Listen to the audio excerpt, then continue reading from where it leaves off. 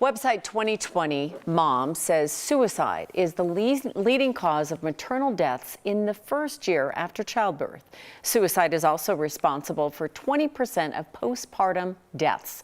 So we want to check in with our parenting expert on what we can all do to help these new moms who clearly are struggling.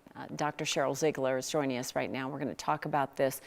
Let's talk about the risk factors first for maternal suicide. What are those?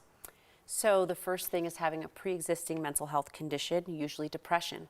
Okay. So if the mother was experiencing depressive thoughts, suicidal thoughts, or even thoughts that just scare her during pregnancy or before, that's a risk factor. Sleep disturbance is a risk factor. Right? And we all know that usually new moms do have sleep disturbance or not. 100%. Right? But that's a risk factor. As well as just this sense that in the months of 6 to 12, this is where we see the greatest amount of death by suicide. So 6 to 12, when they might be feeling alone, having, less of a support system, that's when we know that they are most likely to harm themselves.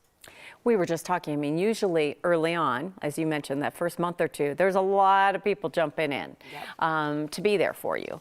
And then I was asking about socioeconomic statistics related to this, and that might surprise people. It might. Even for myself, I wasn't sure, but in the Mom 2020 research, they found that older, non-Hispanic white women were most likely to die by suicide in that first postpartum year. What is it? Is it like you're embarrassed that you're struggling? Is it maybe when you get to that 6 to 12 month range, you're trying to get back to work and balance a life that's too much? What are the factors? Yeah, well, there are a couple other factors I didn't say. One of them is postpartum psychosis. Yeah. Right. So we've heard about that. And right. That's so scary. It's so scary, and that is when you have lost touch with reality. So there is that piece. There's also the piece of, interestingly, the research shows that if you experience a childhood trauma yourself, abuse, you are also more likely to die by suicide in the first postpartum year. So what seems to happen is that there is a hormonal fluctuation, social supports are changing, your life role is changing, and if you had any of those pre-existing conditions, trauma, depression, suicidal thoughts, one of the other stats was really interesting was if you had been to the ER one or more times during that year, you were also more likely. Wow. And so I think there's not one answer. It's a culmination of factors that puts a woman at risk. So I think it's really important that family, friends, partners, husbands, spouses, that they are really saying, let's be honest about this. Be honest with your doctors. Talk to them about your thoughts. There's no judgment. There's no shame. We don't talk enough about postpartum depression.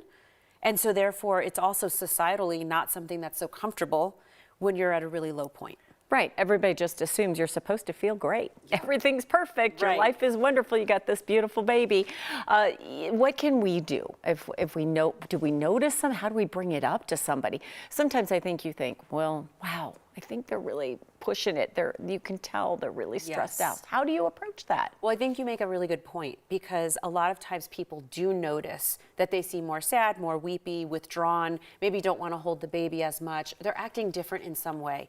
So I think that what we can do as a society is talk about postpartum depression while they're still pregnant. We also know that there's suicidal thoughts or thoughts of harming yourself while a woman is pregnant. So talk about it. Ask them, have you had any thoughts that are unusual for you, that even scare you sometimes? Do you know that that can be normal?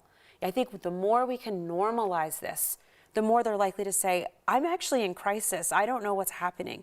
There is help out there, and I do want people to know that. So if you are around a person who's postpartum, if you see something, say something, check in, ask, and don't forget the 6 to 12 month part where they still need support. That's the thing that's a stunner, because so many of us can relate to that early on part that's really hard. Dr. Ziegler, an important conversation. Thank you. Let's hope people do that and reach out. That statistic is just so depressing in and of itself. Thank you.